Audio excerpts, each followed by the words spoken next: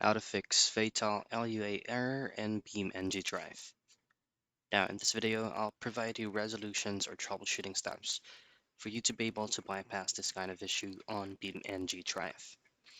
Now, BeamNG Drive LUA errors is actually often appearing as fatal LUA error, usually stem from broken or outdated or conflicting mods causing script failures, broken vehicle physics, or UI issues.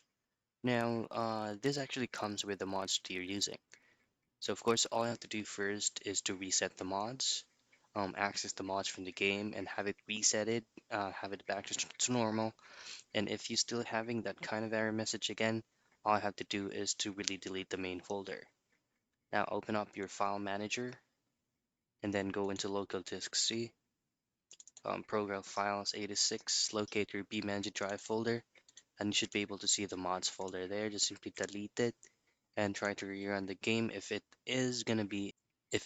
will be resolved or not. If it will, just simply try to reinstall or re-download the mods that you're using.